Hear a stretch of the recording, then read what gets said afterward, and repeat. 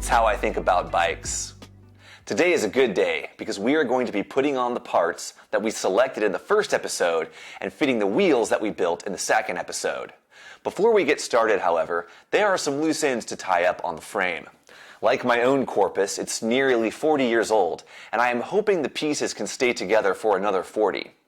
I considered a number of approaches for slowing down the degradation of the frame, including doing a full frame saver treatment of the inside.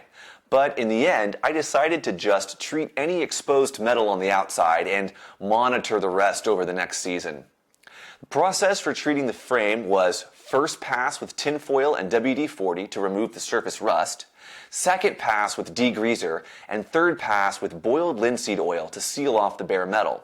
I have not treated a bike frame with boiled linseed oil before, so I'm excited to see how it holds up. Speaking of boiled linseed oil, it deserves a bit of a digression.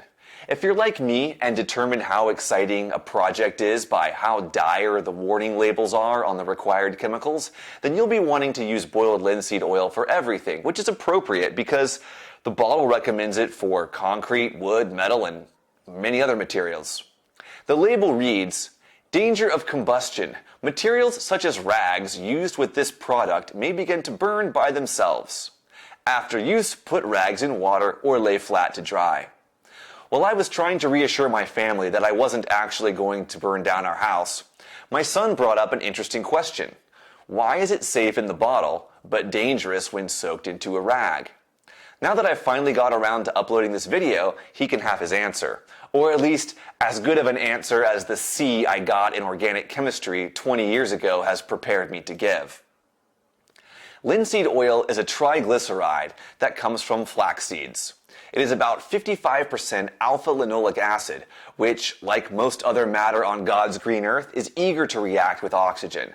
There's a whole bunch of pathways and a variety of potential propagation sequences, but each time alpha-linoleic acid and oxygen interact, a small amount of energy is released, which raises the temperature, and depending on the presence of UV, light, metal, catalysts like aluminum shavings, and temperature, there will be varying amounts of organic peroxides created as well.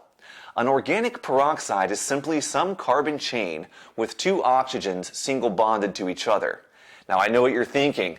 Geez, two oxygens single bonded to each other, that's basically rocket fuel. And yes, but if the linseed oil is sitting in a jar, then there's little reaction happening on the surface, and some with the dissolved oxygen in the oil. But what's a few molecules of organic peroxide between friends? However, we know that if we increase the surface area of a reaction, then we speed up the reaction. So let's take a microscopic zoom in on a piece of rag and see how much the surface area increases. Wow, yeah, okay, that's quite a lot of surface area. The conditions for a successful spontaneous ignition rely on environmental conditions being just right. So it's probably not something to stress about, but you know, rinse out your dang rags when you're through using them anyhow. Now then, what is this show about? Bikes? Okay. I have lovingly buffed my tubes with linseed oil, and nothing caught on fire. Let's start with the cranks. The lovely Sugino AT cranks are staying, but an internal geared hub is only compatible with a single chainring up front. Think about it. I am using a random cheapo narrow wide in 42 teeth because I might want to size down to 40 or 38, but it's one of those things you won't know till you ride. I'll probably throw on a polished chainring when I am ready to commit to a tooth count. I also got a nice polished bash guard. I'm not really planning to ride over rock gardens on this bike, but I am planning to wear pants some of the time. Bash guards are also pretty good pant leg protection devices, but that doesn't sound as cool. Stock canties go back on. Grease on the posts, grease on the threads, grease, grease, grease. When in doubt, grease it out. Canties are secretly the best brakes. You can adjust mechanical advantage by changing the yoke angle. This is sweet for loaded touring. These pedals add the strength of a Panda to your efforts, and they come from Japan, so they can speak to the bike frame, which also came from Japan. The quill stem goes in. I am disappointed I couldn't use the stock stem, but modern handlebars are what they are, and no wide drop bar is going to fit a 22.2 millimeter clamp. I picked up an assortment of old stems from the local bike co-op that I can swap around and find the best fit. There are a ton of articles on bike fit, but they bore me to tears, so trial and error it is. Speaking of errors, I have made quite a few in this project, and now is probably a good time to share. First of all, every Alphine hub is not created equal. I am running an SGS 70018, and it requires a different part to interface with the shift cable than the older models of Alphine 8. It's what Shimano calls the cassette joint. Seems like a pretty bad name since there is no cassette involved, but who am I to question the wisdom of Shimano?